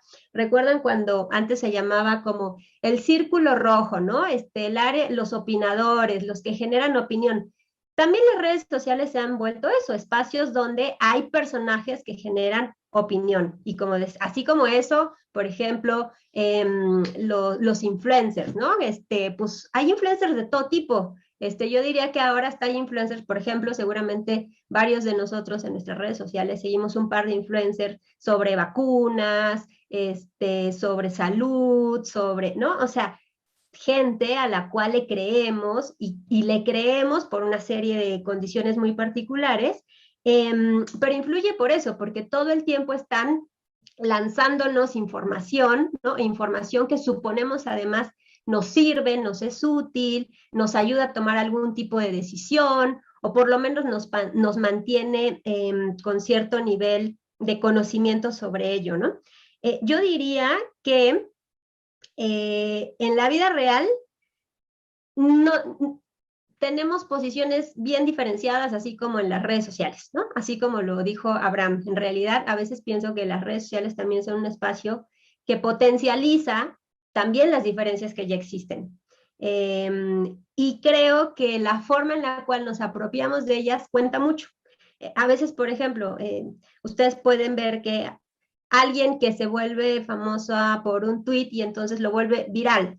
Y entonces, ¿qué significa que se vuelva viral? Bueno, significa que en algún momento empezará a generar contenido y más contenido y más contenido, pero para llegar a eso puede ser de muchas formas posibles, ¿no?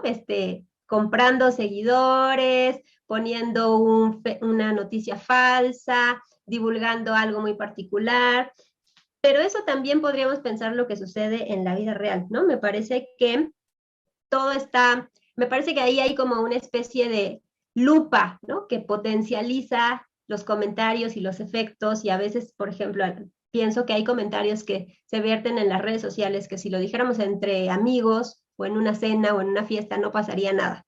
Pero si lo ponemos ahí, ¿no? Entonces el fenómeno se multiplica por muchas razones, ¿no? Pero bueno, lo dejo hasta ahí. Muchas gracias, Marcela. Leonor, adelante. Bueno, pues qué preguntas, ¿no? Para comenzar. Pues yo creo que comparto varias cosas de las que ya han dicho en cuanto a el privilegio con respecto a las clases sociales. Yo creo que iría más bien como la posibilidad de conectividad antes que como que en sí fueran un mismo privilegio, porque cualquiera puede tener redes sociales, cualquiera puede tener cualquier red social. El problema es cuánto podemos permanecer conectados en ellas o cada cuánto podemos conectarnos a ellas, ¿no? Entonces yo creo que esa sería como la diferencia, sobre todo en ese sentido. Claro, y la generación de espacios o las páginas que tú sigues o los grupos a los que tú te inscribes, pues también está más que relacionado con tus intereses, ¿no? Más que por otro tipo de cosas.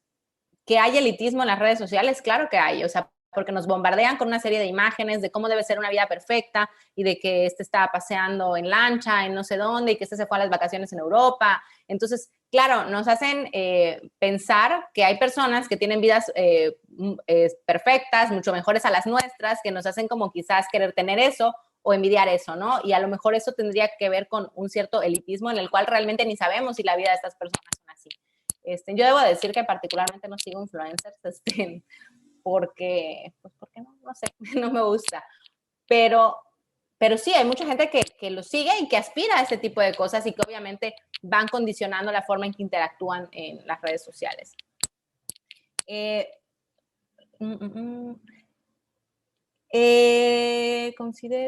puede repetir la segunda pregunta, por favor? Porque no entiendo mi letra.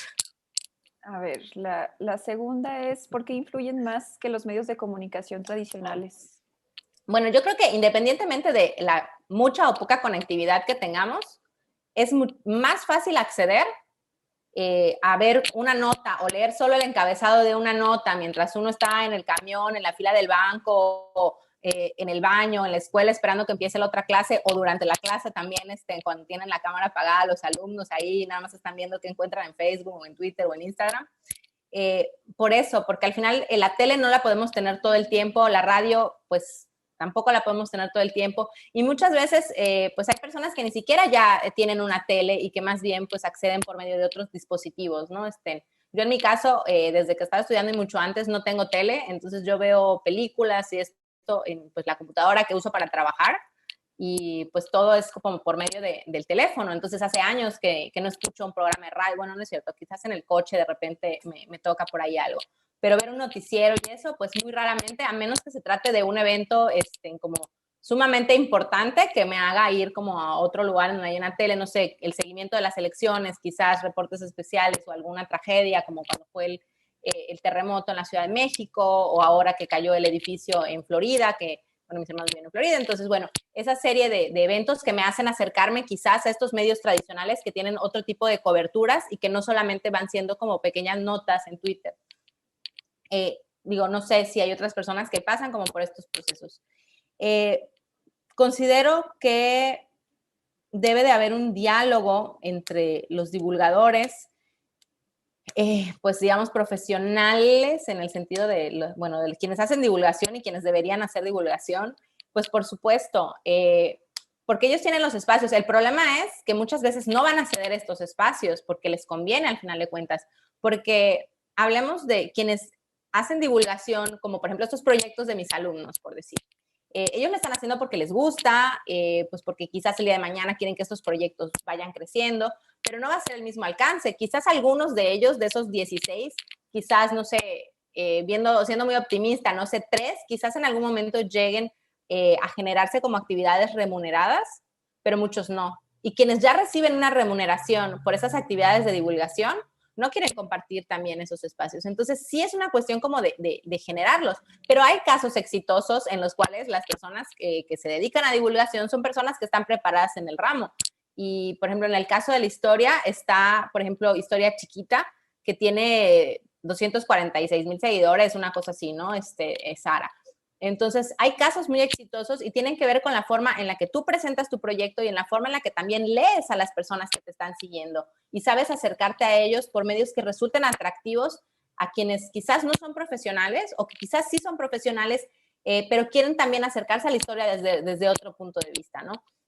Hay otras personas que quizás no son proyectos de este tipo, pero también hacen divulgación, que también tienen muchos seguidores. Entonces, al final de cuentas, es una lucha por los espacios y también por consolidarte tú y hacerte una imagen como divulgador serio y que la gente también vaya reconociendo tu trabajo y se dé cuenta de que lo que tú estás haciendo es diferente a lo que los otros hacen y que a lo mejor es mejor seguirte a ti que a otra persona. Yo creo que es un poquito por allá.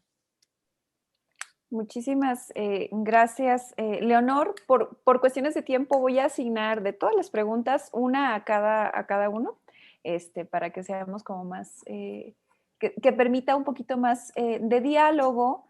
Para Abraham, Felipe Ismael Serrano, desde YouTube, te pregunta, ¿cómo se posicionan las ciudadanías digitales? Lo conecta con lo que hablaba Marcela, en el contexto del lenguaje de odio en las redes sociales. ¿Cómo y quiénes legítimamente son quienes deberían regular las redes sociales? Bueno, ahí está pregunta para ti, Abraham. Si quieres responder y después seguimos con la pregunta para Marcela. Ok.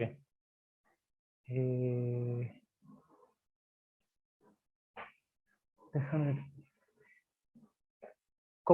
La pregunta era cómo se posiciona la ciudadanía digital respecto a los discursos de odio, ¿verdad? Así es, en las redes sociales.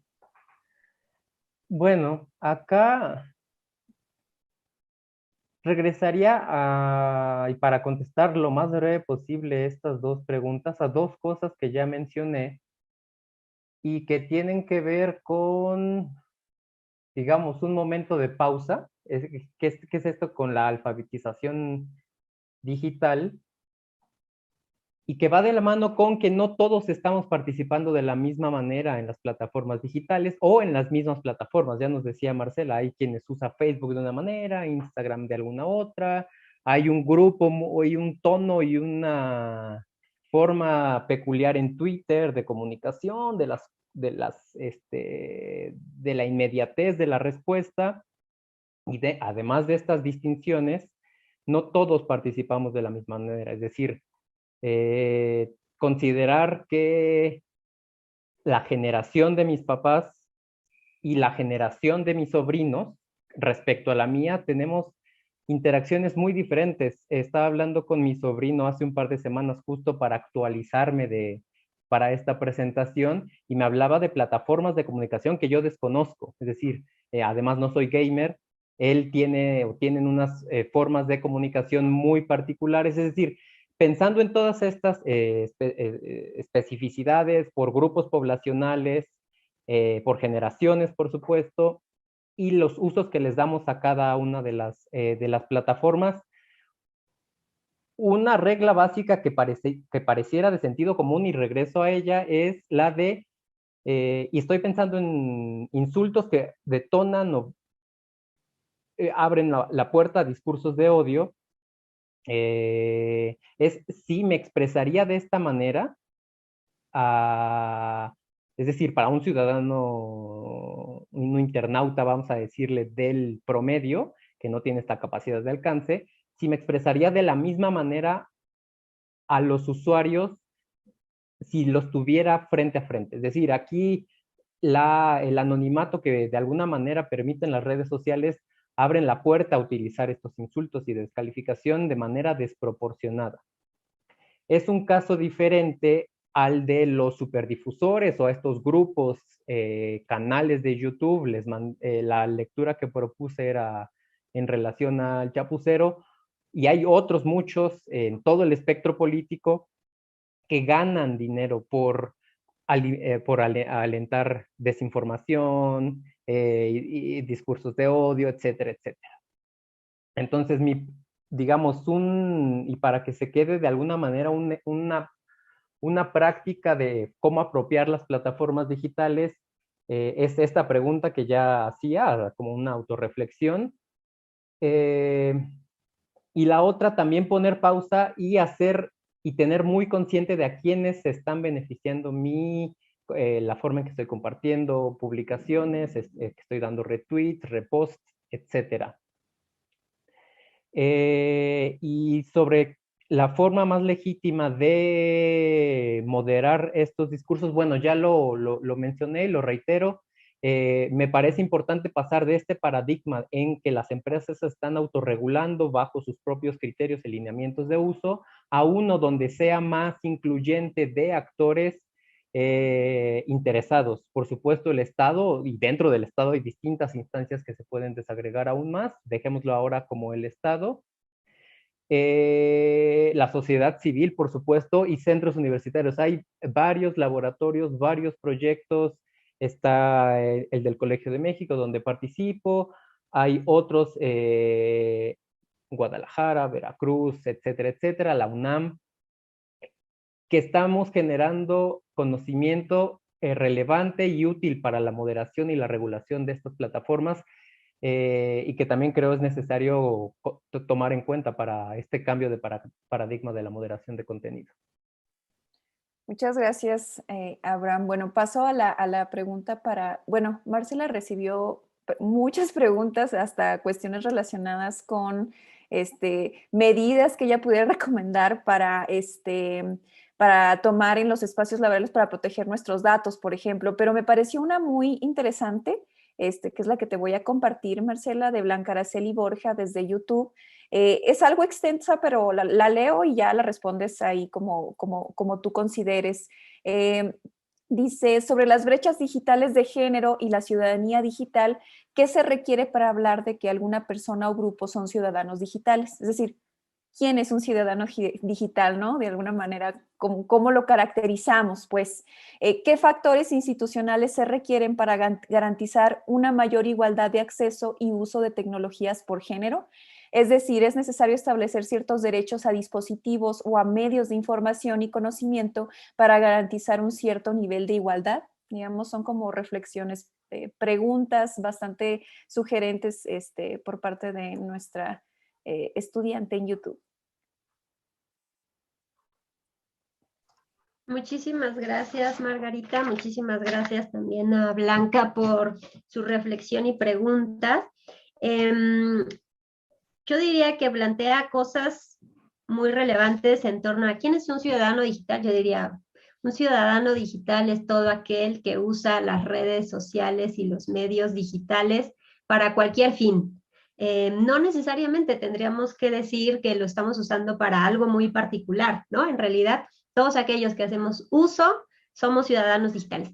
Una cosa es ser ciudadano digital y otra cosa es hacer ciudadanía digital, ¿no? Y entonces yo diría como hacer ciudadanía tendría que ver con conocer justamente la forma en la cual comparto mi información, comparto datos, genero datos, también, y esto cruza por algo de lo que le preguntaban a Abraham, que tiene que ver con quién debería regular y moderar, ¿no? Y yo creo que ese es un gran tema, porque tiene que ver con cómo establecer esos filtros y yo ahora pensaba, bueno, pero ¿quién debería? ¿Debería el Estado, lo cual ha sido toda una discusión, si ustedes se acuerdan, ¿no? Tiene que ver con cómo el Estado interviene o no, por ejemplo, en el Internet, en los contenidos que se divulgan.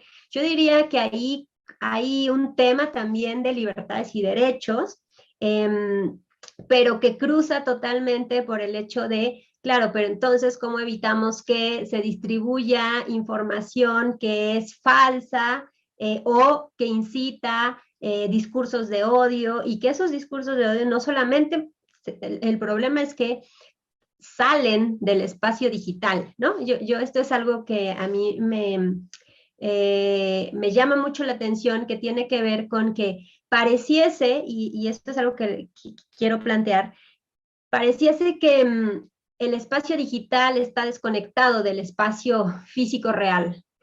Y no es así. En realidad, cada vez está más conectado y hay una imbricación constante entre lo que está sucediendo en el espacio digital, la violencia que se genera, por ejemplo, en el espacio digital, con lo que sucede en la realidad, ¿no? Con lo que sucede afuera, con lo que estamos haciendo en el día a día. Entonces, eso es algo fundamental, porque para muchos son esferas separadas y no lo son. Y creo que a partir de ahí es que también tendremos que preguntarnos fuertemente acerca de cómo es que generamos esa ciudadanía digital, ¿no? Que claro que tiene que ver con hacer, primero, conocer parte de mis derechos, los derechos que tengo a través del uso de las plataformas, de los dispositivos, pero también qué sucede cada vez que yo hago, difundo, genero información, pero además yo pensaría que ahí viene un tema de responsabilidad, en el sentido, yo por ejemplo soy muy cuidadosa cuando difundo información ahora con lo que hay sobre las vacunas y el COVID, ¿no? A mí me parece, por ejemplo, un tema fundamental, y también pasa por la investigación que yo realizo, que tiene que ver con la biotecnología, y trato de ser muy cuidadosa porque sé que habrá mucha gente que considere que si yo retuiteo algo, lo tomará como cierto, y entonces tengo un filtro previo y entonces ya tengo una selección. Por ejemplo, tengo una amiga que es parte de toda una asociación de periodistas científicos que han hecho toda una labor de cómo divulgar conocimiento científico, ¿no? Y entonces hacen un trabajo formidable que tiene que ver con esta gente que son periodistas formados, especialistas en divulgación, agarran y cada vez que hacen una nota, van y entrevistan y certifican y buscan datos, y es toda una labor titánica, porque además tienen que tener una base de conocimiento para poder entender también lo que te dice el científico, ¿no? Porque, no lo sé, pero yo que he hecho trabajo de campo con científicos biológicos, y entonces a veces después de una entrevista el biólogo me dice, pero eso no te lo dije.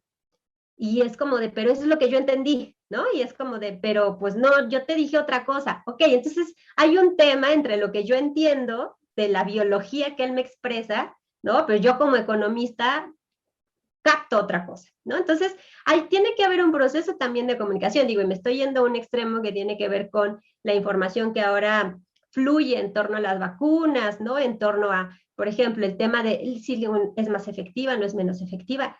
Creo que hay un tema de que uno mismo tiene que empezar a ser mucho más responsable antes de retuitear y citar un tweet, por ejemplo, ¿no? O postear algo en Facebook, porque me parece que tiene implicaciones más allá de simplemente decir, pues está bueno y ya, ¿no? Voy likeando por todos lados. Creo que hay una cosa de autorregulación, justamente porque me parecería más peligroso que las empresas sigan regulando como lo están haciendo, ¿no? Las propias plataformas digitales, o que el Estado interfiriera. Y también creo que hay filtros en los cuales, como decía, uno va eligiendo quiénes son tus informadores de confianza, pongámosle así, ¿no? Y a partir de ahí estableces tus propios filtros. Pero retomando la pregunta sobre justamente esas brechas digitales y cuáles son los factores que promueven la igualdad de género, yo creo que ese es un tema, Blanca, súper importante, y tiene que ver con algo que mencioné en la presentación, y es con esta propuesta que hacen las colectivas feministas acerca de politizar los datos.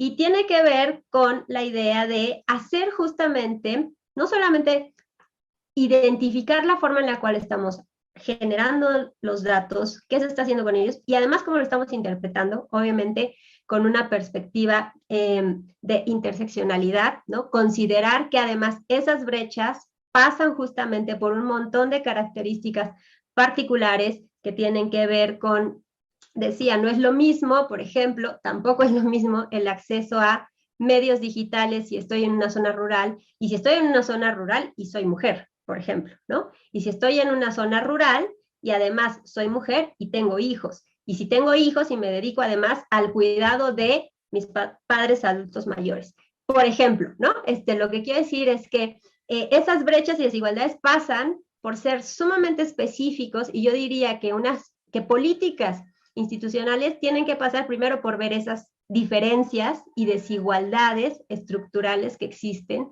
en la forma en la cual accedemos también a los medios de difusión, ¿no? En este caso, las redes sociales y lo que está implicado, ¿no? Lo que les decía, la tecnología, la conectividad, la propia infraestructura, creo que pasa por ahí para considerarlo. Gracias. Muchísimas gracias, Marcela. Y bueno, para ir cerrando, vamos con la última pregunta. Digo, hay más, pero el tiempo no nos alcanza y podríamos seguir hablando de este tema por más tiempo. Para Leonor, de parte de Paula Pérez, dice, ¿qué impacto tiene la divulgación y la privatización del conocimiento en las sociedades? ¿Hasta dónde un conocimiento debe ser privatizado o por el contrario divulgado? Realmente, dice ella y lo afirma, ahora es un negocio. Bueno, es que depende también de varias cosas, porque al final de cuentas, digamos, una institución pública que genera conocimiento, el conocimiento es público. Y debe ser público y debe ser socializado y debe ser compartido como parte de nuestras obligaciones, porque al final de cuentas los impuestos nuestros propios impuestos y los impuestos de todos los mexicanos, pues nos han permitido a nosotros dedicarnos a las labores de investigación. Entonces, una de las partes fundamentales y que muchas veces nos han olvidado es que debemos retribuir a la sociedad, ¿no? Entonces, la socialización del conocimiento creo que es muy importante. Ahora, en el sentido de la privatización, pues es que depende del conocimiento, porque si tú estás generando un conocimiento en una empresa privada de una forma particular, pues eso pues no hay forma en la que tú puedas decir, no, pues es que hay que divulgar este conocimiento si la empresa que es propietaria de ese conocimiento no quiere. Pero yo creo que en nuestro país la mayor parte de la investigación se hace en instituciones públicas o con financiamiento público, lo que obliga a que haya pues que se comparte este conocimiento. El problema es que hasta ahora no se le había dado peso, bueno, las nuevas normatividad de CONACYT parece que le está dando un poquito más de peso a la cuestión de divulgación y difusión del conocimiento. Entonces, pues muchas veces decían, no, pues es que a nadie le interesa y pues vamos a consumirlo nada más los mismos que estamos pues sumergidos, como que los mismos temas que nos interesan, pero se nos olvida que es parte de nuestra obligación, que es parte de lo que nosotros debemos a la sociedad y que la sociedad también nos lo debe de exigir. El problema es que no se da por ninguna de las dos partes la relación y que no se ha buscado realmente generar estos puntos de encuentro, porque al final muchas veces tratamos de hacerlo, pero volvemos a emplear los mismos formatos que ya usamos.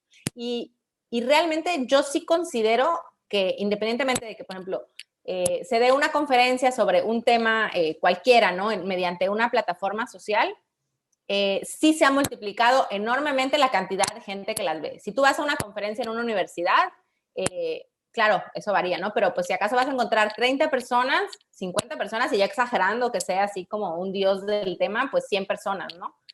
Pero la realidad es que muchas veces se presentan libros y que hay 8 personas y 2 de ellas pues son los familiares de la persona que presenta el libro, pues el que va a recoger la mesa después, ¿no? Y realmente no hay nadie. Entre porque no se difunde el evento, porque la gente cree que esos espacios no son para cualquiera, que eso es otro problema que hay. La gente no cree que los espacios académicos o donde se abre para una conferencia cualquiera pueda acceder si le interesa el tema. Siente que no son su lugar y eso también hay que irlo tratando de quitar de la mente de las personas. Y creo que la virtualidad también ha permitido que más gente se interese por acceder a estas conferencias. por ejemplo, no en el caso particular nuestro, pero yo he visto que por ejemplo, conferencias que presenta la Academia Mexicana de la Historia, de repente hay 500 personas viendo la transmisión. O sea, eso es un montón de gente que no necesariamente, y uno se da cuenta en las preguntas que se hacen a los conferencistas, que no necesariamente son historiadores o científicos sociales, sino que son personas que pues en Facebook se encontraron con la charla y dijeron, pues me interesa, hay mucha gente que le interesa la historia como un hobby, y se ponen a ver la conferencia. Y no se sienten observados como si entraran a un salón, a un auditorio que está lleno de académicos, sino que están en la comodidad de su casa accediendo a estas conferencias.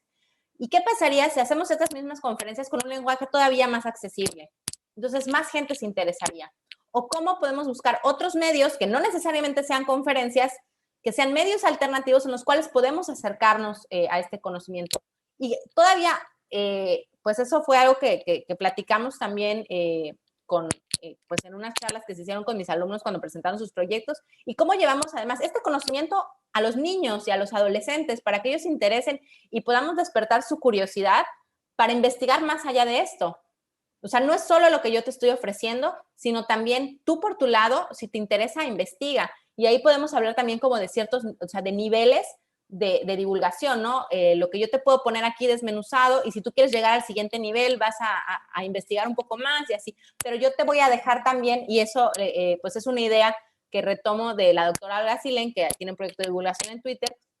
La idea pues es también ofrecerles, bueno, yo te dejo ahí una referencia bibliográfica, pues a lo mejor no muy complicada, pues si quieres profundizar un poco más. Y también te puedo dejar una un poco más complicada si quieres todavía adentrarte y especializarte más en este aspecto, ¿no? Entonces, creo que es como pensar de una manera integral la divulgación y cómo irla nosotros mismos acercando a los diferentes sectores a los que nos interesaría llegar, ¿no? Que deberían de ser todos al final de cuentas.